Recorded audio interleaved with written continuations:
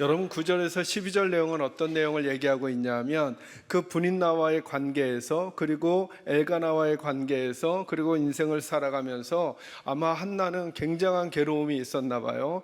여러분 윗본문을 읽어보면 남편이 위로해줘요. 자식은 없지만 한나야 너에게 내가 있지 않냐 그러잖아요. 그런데 이 말이 안 통한다는 것을 엘가나가 잘 모르나 봐요. 저는 이제 어느 정도 알아가고 있어요. 여보 내가 있잖아. 이거 가지고 안 되는 것이 있어요. 자녀와의 문제에서 어떤 문제에서 제 아내도 가끔 그러는 것 같아요. 한나는 전혀 엘가나의 말이 위로가 되지 않았어요. 근데 오늘 저와 여러분이 주목하려고 하는 건 뭐냐 하면 그 문제를 가지고 한나가 어떻게 해결하냐는 거예요. 여러분 더 재미있는 표현은 그 위에 보면 하나님께서 분인나가 한나의 적수다라고 하는 표현을 써요. 영어로 보면 라이벌이다 이렇게 이야기하거든요. 여러분 그러면 내가 이 문제를 해결하려면 라이벌을 처치해 버려야 되잖아요. 그죠? 라이벌을 상대해야 되잖아요. 적수를 상대해야 되잖아요. 그런데 참 희한해요. 하나님의 사람들은 늘 어떤 일을 해결할 때 문제가 여기서 발생했는데 이 적수를 향해서 돌진하지 아니하고 다른 데 가서 무릎을 꿇어버려요. 그게 하나님이라는 거예요. 여러분 다윗이 그랬죠. 여러분 다윗의 적수가 라이벌이 누구냐면 사울 왕이잖아요. 그러면 이 사울을 해치우면 되잖아요. 근데 다윗은 사울하고 싸우지 않아요. 그리고 누구 앞에 엎드리냐면 하나님 앞에 엎드려요. 근데 우리들은 어떤 식으로 해결하려고 하느냐 하면 하나님께 나아가라고 말을 들음에도 불구하고 우리는 자꾸 이 라이벌에게로 가요. 여러분 이 라이벌이 사람일 수도 있고요. 이 라이벌이 내 소원일 수도 있고요. 이 라이벌이 내 걱정일 수도 있고요. 이 라이벌이 내 단점일 수도 있고요. 이 라이벌이 내 염려일 수도 있단 말이에요. 그러니까 늘 염려하고 싸워요. 늘 걱정하고 싸워요. 늘 내 소원하고만 싸워요. 근데 하나님은 자꾸 어떤 패턴을 알려주시는 거냐면 여러분 기도라고 하는 건 종교적인 행위로만 자꾸 보지 말자고 제가 설명드리잖아요. 여기엔 큰 존재적인 선택이 있는 거예요. 나는 내 라이벌하고 싸우지 않는다. 나는 이 문제를 누구 앞으로 가져간다. 하나님 앞으로 가져간다라는 거예요. 제게 가끔 이렇게 말씀하시는 분들 계세요. 목사님, 저 제 아들이 구원받았으면 좋겠어요. 교회 좀 나왔으면 좋겠어요. 근데 교회 나오라고 그렇게 말을 해도 말을 안 들어요. 여러분도 안 들으셨잖아요. 근데 오늘 이 본문에 빗대어서 설명하면 이거죠. 그 라이벌하고 싸우지 말라는 거예요. 우리가 진짜 싸워야 될 자리가 있다는 거예요. 여기 와서 엎드려야 되는 거예요. 근데 우리에게 그 시간이 많이 없는 거죠. 근데 오늘 보니까 한나는 분인나와 싸우지 않아요. 그죠? 분인나와 싸우지 않고 하나님 앞에 와서 온다는 거죠. 여러분 기도의 본질을 절대로 잊으시면 안 돼요. 기도는 시간이 아무리 지나도 그리고 문화가 아무리 발달하고 과학이 아무리 발달해도 기도를 그리고 우리의 신앙의 연수가 아무리 쌓이더라도 기도의 본질은 아주 선명한 거예요. 내 아픔을 아시는 주님께 내 고통과 내 신음과 내 마음을 알려드리고 토하고 도움을 청하는 것, 이것이 기도의 본질인 거예요. 기도는 우리 이렇게 설명하는 얘기들 가끔 들어보잖아요. 하나님이 무엇을 원하시는지를 알아 그것을 해드리려고 하는 것이 기도인 것처럼. 여러분 그렇지 않아요. 하나님이 지금 전화 오잖아요. 제 말 계속 맞다고. 네. 기도 하나님이 원하시는 걸 알려고 하잖아요. 그러면 성경 말씀 보시면 돼요. 기도는요 하나님께로부터 우리가 받아야 끝이 나는 거예요. 기도는 있는 그대로의 내 모습을 가져가면, 그래서 기도는 하나도 어렵지가 않아요. 여러분 이러면 어렵잖아요. 오늘 하나님이 나를 위한 뜻이 뭘까, 내가 하나님께 뭘 해드려야 되는 걸까를 기도를 통해 알려고 하면 너무 어렵잖아요. 그죠? 근데 여러분 내가 원하는 거, 내가 필요로 하는 거, 내가 지금 하나님께 도움 청하고 싶은 거, 내가 갈급한 거, 내 상황, 다른 사람한테 입열 수 없는 얘기들 그냥 얘기해드리면 돼요. 이러면 쉽잖아요. 그죠? 기도는 너무 쉬워요. 여러분 꼭 하나님께 여쭤보세요. 지레짐작으로 이 문제는 안 돼. 그래서 저는 여러분 하나님께 제가 기도할 때 왜 그렇잖아요. 이거 될 듯한 거 안 될 듯, 전 상관하지 않아요. 그럼 목사님 모든 걸 다 응답받고 사세요? 그렇지 않아요. 저도 여러분과 다름이 없어요. 그런데 제 마음속에 있는 거 강짜 하나 있어요. 그거 뭐냐, 난 문제가 생기면 무조건 하나님께는 다 알려드릴 거다. 지금 한나가 그렇게 하고 있잖아요. 문제는 어디에 있는 거냐면 분인나에게 있어요. 그죠? 문제는 어디에 있는 거예요? 내가 애를 못 낳는 거예요. 그죠? 그러면 해결 방법이 다른 게 있을 수도 있어요. 그런데 하나님은 우리에게 이걸 주목시키고 싶어 하시는 거예요. 여러 가지 다른 방법이 존재할 텐데 한나는 하나님 앞에 와서 엎드리는 것을 선택했다. 그러면 하나님 아래서 살기를 원하는 너희들은 어떤 방법을 선택하고 있는가를 지금 우리에게 물어보시려고 하는 거예요. 저는 저와 여러분은 다시 하나님 아래로 가게 되기를 주의 이름으로 축원합니다. 삶의 고통과 아픔을 가지고 있는 한나가 하나님께 부르짖어요. 10절 말씀에 보니까 한나가 마음이 괴로워서 여호와께 기도한다 이렇게 말했잖아요. 그죠? 여기 전치사가 뭐냐면 to the Lord거든요. to, 그러니까 방향 자체가 하나님께라는 거예요. 여러분, 기도는 하나님께 하는 거예요. 내가 얼마나 말을 유창하게 하는가, 그렇지 않아요, 여러분. 하나님이 우리의 말에 설득되실 거라면 하나님이 말을 창조하신 분인데 그 하나님이 우리 말에 어떻게 설득되겠어요? 하나님은 뭐 때문에 설득되시는 줄 알아요? 저와 여러분의 존재 때문에 설득되시는 거예요. 우리를 그냥 사랑하시니까. 그러니까 여러분과 저는 큰 후원자가 계신 거예요. 어디도 말할 수 없는 거, 어디도 기댈 수 없는 거, 어디도 부탁할 수 없는 얘기를 그 크기와 상관없이 말할 수 있는 분이 있는 거죠. 그래서 여러분 기도할 때 꼭 하나님께 기도하셔야 돼요. 여러분 마태복음 6장 5절에서 7절 말씀 알죠? 너희들은 누구에게 보이려고 기도하지 말아라. 사람에게 보이려고 기도하지 말아라. 근데 여러분, 사람에게 보이려고 기도하는 분들 많아요. 사람에게 보이려고 찬양하는 분들 많아요. 사람에게 보이려고 봉사하는 분들 많아요. 사람에게 보이려고 헌금하고 사람에게 보이려고 예배하는 분들 많아요. 이게 뭐냐 하면 육체의 시선이, 마음의 시선이 to the Lord, 주님께로 가 있는 게 아니라 자꾸 다른 사람 의식하는 거예요. 날 바라보고 있는 사람, 날 바라보고 있는 사람. 본을 보여줄 그 사람에게 가 있죠. 본을 보이지 않는, 본을 보이는 삶을 넘어가는 건 뭐냐면 보여주려고 하는 게 아니에요. 아들이 없어도, 후배가 없어도, 다른 사람이 없어도 내가 하는 나의 자연스러움의 모습, 이게 진짜 우리들의 모습인 거거든요. 예수님 말씀하셨잖아요. 너희들은 기도할 때 골방으로 들어가라 그러잖아요. 그죠? 골방으로 들어가니까 누가 없어지겠어요? 사람이 없어지죠. 가서 골방에 들어가서 문 열어놓지 말고 문을 뭐 하고? 문을 닫으라 그러죠. 단절하라 그러죠.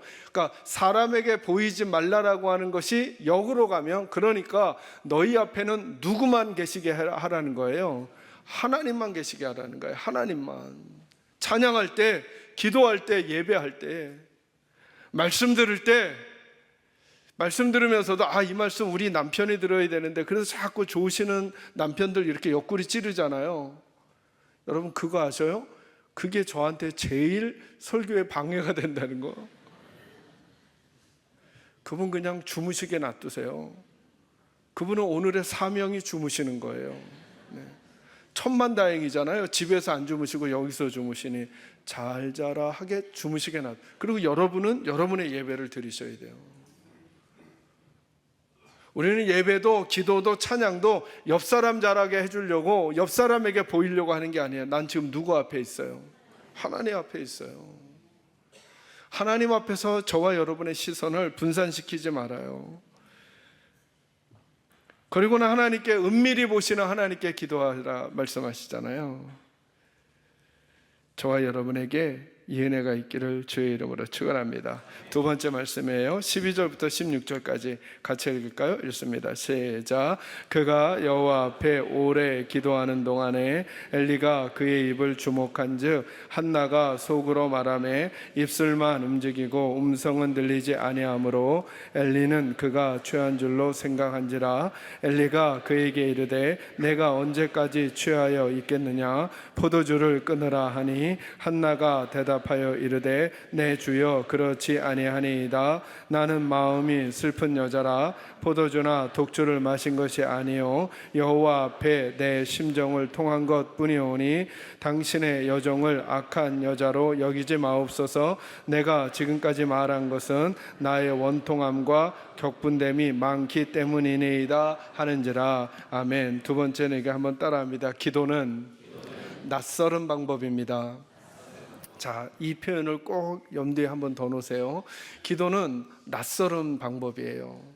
나에게도 낯설고 다른 이에게도 낯설 수 있어요. 제가 왜 이 말씀을 좀 여러분과 나누고 싶냐 하면 한나가 하나님 앞에 와서 기도하는 모습이 이제 12절부터 나오잖아요. 기도하는데 그것을 누가 보고 있었냐면 엘리 제사장이 보고 있었단 말이죠. 근데 이 한나가 어떻게 기도했는지 처음에는 격동해서 큰 소리로 하다가 뭐 했는지 모르는데 큰 소리로 하다가 뭐 하다가 지금은 그냥 중얼중얼중얼하고 소리도 안 들리게 입만 자꾸 벌리는 거예요. 그랬더니 옆에 있었던 엘리 제사장이 어떤 느낌을 가졌냐, 저거 술주정하는 거구나 라고 생각을 한 거예요. 그리고는 이제 그에게 이제 왜 네가 포도주와 독주를 끊고 살지 이렇게 정신없이 사냐라고 훈계하려고 하니까 이제 한나가 자기 속마음을 말하는 게 내가 얼마나 원통하고 내 속에 격동됨이 많은지 아시냐고, 나는 그것 때문에 지금 하나님 앞에 이러고 있다고 지금 설명하고 있어요. 여러분 한나의 표현 중에 하나를 한번 들어보실까요? 여기 16절 말씀 한번 보세요. 15절 16절 같이 읽을게요. 읽어요. 시작. 한나가 대답하여 이르되 내 주여 그렇지 아니하니이다. 나는 마음이 슬픈 여자라 포도주나 독주를 마신 것이 아니요 여호와 앞에 내 심정을 통한 것뿐이오니 당신의 여종을 악한 여자로 여기지 마옵소서. 내가 지금까지 말한 것은 나의 원통함과 격분됨이 많기 때문이니이다 하는지라. 아멘. 한나가 말하죠. 15절. 한나가 대답하여 이르되 내 주여 그렇지 아니하니이다. 나는 마음이 슬픈 여자라 포도주나 독주를 마신 것이 아니요 누구 앞에? 여호와 앞에 내 심정을 통한 것뿐. 심정을 통한 게 뭐냐면 내 마음에 있는 거를 이렇게 쏟아냈다라는 거예요. 시편 62편 8절에 이 표현을 써요. 시시로 여호와를 의지하고 그 앞에 내 마음을 뭐 하라고요? 토하라, 이런 표현이 있어요. 토하라. 여러분 기도는 하나님과 이렇게 줄다리게 하는 게 아니에요. 마치 이런 그림 그려지세요. 밖에 나가서 놀던 우리 자녀들이 아주 어렸을 때 가서 동네 아이들 혹은 친구들 형들하고 놀다가 억울한 일이 있어요. 그럼 막 입술이 실룩실룩실룩 하면서 집으로 오잖아요. 그죠? 그러다가 엄마를 딱 본 순간 으앙 하고 터지죠. 그죠? 으앙 하고 터지죠. 그리고 뭐라고 막 말해요. 뭐라고 말하는지 못 알아듣겠어요. 근데 우린 그 표정에서 알아요. 엄마 나 억울해 죽겠어. 저 홍아가 나 힘들게 했어. 그러면 우리 엄마들은 그러죠. 누가 그랬어 이렇게 다 나가죠. 그죠? 심정을 토한다는 게 뭐냐 하면 말이 논리적이냐 설득적이냐 이런 개념을 얘기하는 게 아니라 난 하나님 앞에 지금 내 속에 있는 거 토해내고 있다라고 말하고 있는 거예요. 근데 그 방법이 엘리 제사장이 보기에는 어떻게 보였냐면 술 취한 것처럼 보였다는 거예요. 저는 이 얘기를 좀 하려고 하는 거예요. 이처럼 오늘날 우리가 하나님을 선택하고 하나님의 방법을 선택하고 예배를 선택하고 말씀을 선택하고 기도를 선택하는 것이 다른 사람들이 잘했다 칭찬하거나 격려하거나 다른 사람들 보기에 우러러 볼 만한 모습이 아닐 수도 있다는 거예요. 심지어 한나의 모습은 술 취한 여자처럼 보인 거예요. 주정하는 여자처럼 보인 거예요.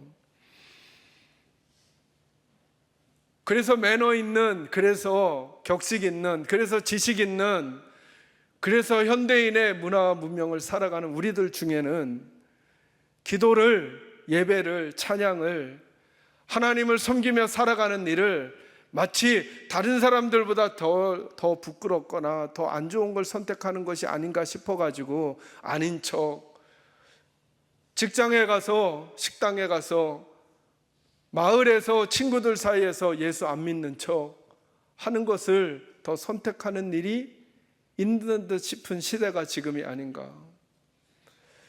하나님을 만난 건 너무나 감사한 일이고 너무나 놀라운 일이고 너무나 자랑스러운 일이고 너무나 기쁜 일이고 그 무엇과도 바꿀 수 없는 보물을 얻은 일임에도 불구하고 언제부터인가 우리들 마음속에 교회가 부끄러워지고 언제부터인가 우리들 마음속에 하나님 섬기는 일이 부끄러워지고 언젠가 우리들 마음속에 하나님 앞에 예배하고 기도하는 일들조차도 저건 요즘 시대에 있는 사람들이 하는 게 아니야, 저건 제정신이 아니야, 저렇게 우는 건 제정신이 아니야, 저렇게 소리치는 건 제정신이 아니야, 저렇게 손을 드는 건 제정신이 아니야 라고 하는 수많은 목소리들의 마음을 빼앗겨 정작 하나님 앞에서 내가 해야 할 나의 바르고 좋은 모습들이 뭔지는, 내 본질은 건들지 않고 겉만 핥고 믿음 생활하고 있는 것은 아닌가 라는 생각을 하게 된 것입니다.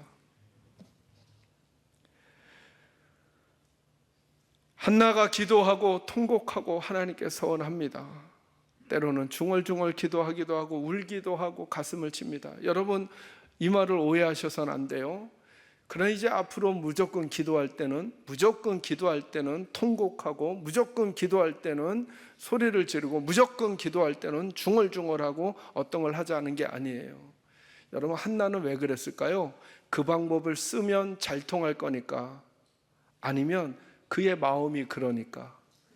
그의 마음이 그러니까.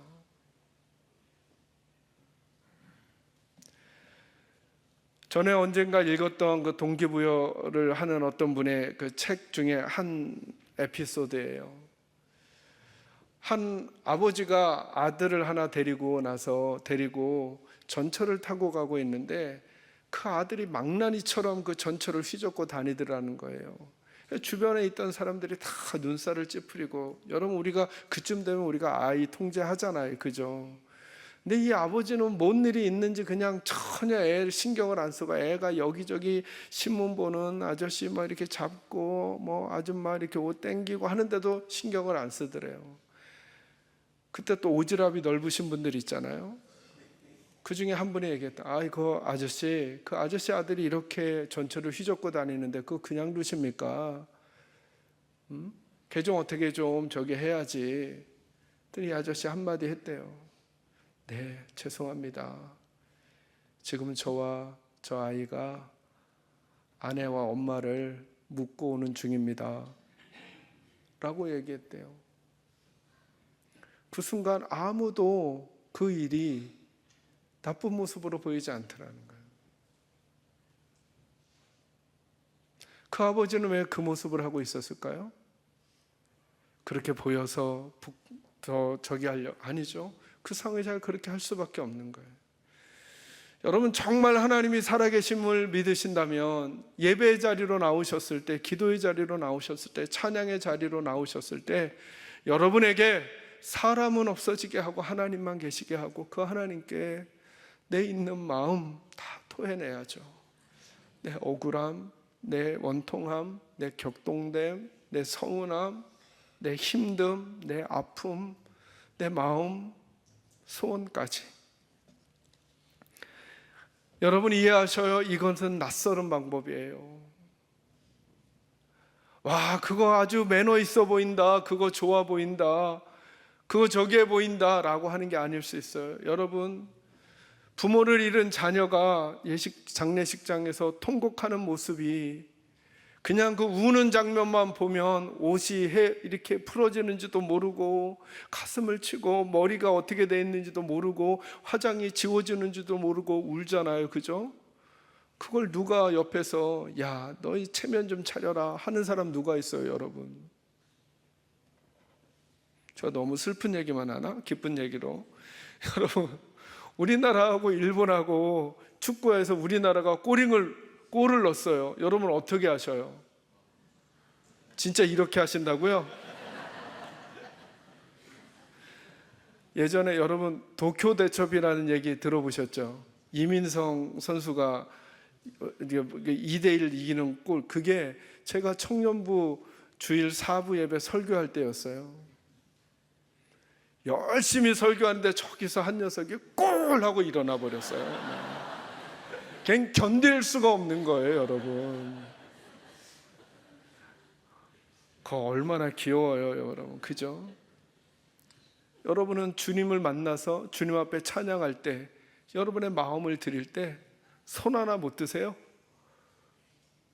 도와달라고 가슴 한번 못 치세요? 다른 사람이 보기에 내 모습이 낯설겠지만 하나님은 아시지 않을까요? 더 이래서 지금 이러는구나. 한나는 엘리 제사장에게 이상한 평가를 받았지만 크게 두려운 게 아니라 하나님의 돌보심을 받고 싶은 마음이 더 컸던 거죠. 저는 우리 식구들도 그렇게 되기를 주의 이름으로 축원합니다.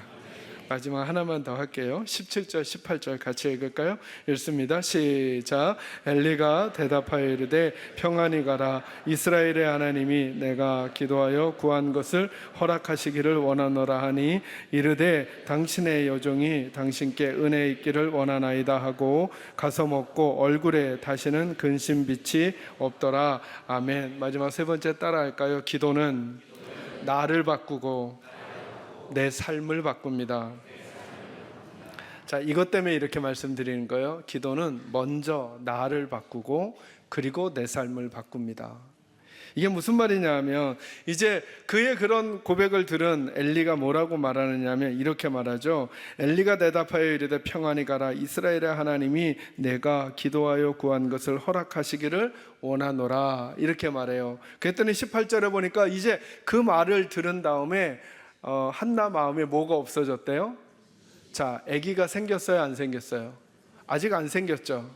아직 안 생겼죠?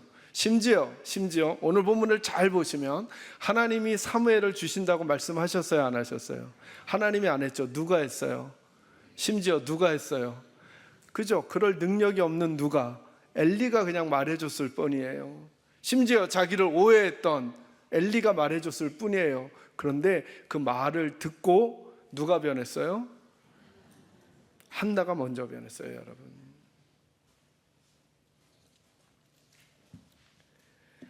그래서 여러분 말씀을 들어야 돼요.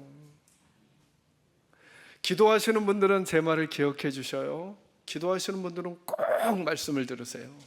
성경을 읽으시고 성경을 묵상하시고 설교를 들으셔요. 여러분 만약에 일주일 내내 여러분이 씨름해야 되는 문제가 있잖아요. 제가 이 말을 하는 거 아니에요. 제가 여러분에게 답을 드릴 거라는 얘기를 하는 게 아니에요. 일주일 동안 여러분이 기도로 씨름하시잖아요. 그러면 기도 시간에도 하나님께서 말씀하시지만 말씀을 듣는 시간에 저는 의도치도 않았고 저는 생각지도 못하는 부분들을 통해 하나님이 여러분에게 응답해 주신다니까요. 지금 보셔요. 한나의 모습을 잘 보셔요.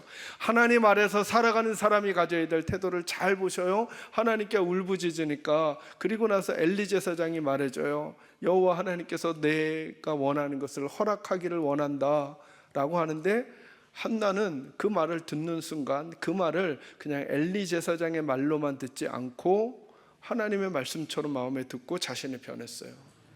아기는 언제 태어났을까요? 한 달 뒤에, 두 달 뒤에? 적어도 10달 뒤죠. 그죠? 아직 내가 이루어진 건 없지만 내가 변하는 거예요. 먼저 내가 변하고 내 삶이 변하는 거예요. 여러분 오늘도 한번 그리해 보셔요. 기도하고 찬양하고 그래 하나님이 나와 함께 하실 거야. 그래 나 아직 안 변하고 우리 가정이 안 변하고 자녀가 안 변하고 내 삶이 안 변했지만 내가 변하는 거예요. 변한 내가 여러분 그려보세요. 한나가 이 상황이 되고 나서 갔을 때 엘가나를 만나는 그의 표정, 태도, 말, 그의 삶을 살아가는 그의 태도, 표정, 말 달랐겠죠 여러분. 다른 삶이 그에게 오기 시작하는 거예요. 저는 짓궂게 이런 생각까지 들었어요. 사무엘이 태어나지 않았었더라도 한나는 다른 인생을 살아갔겠구나. 이미. 그럼 그에게 하나님이 응답까지 허락해 주신 거죠. 여러분에게 이 은혜가 임하기를 주의 이름으로 축원합니다.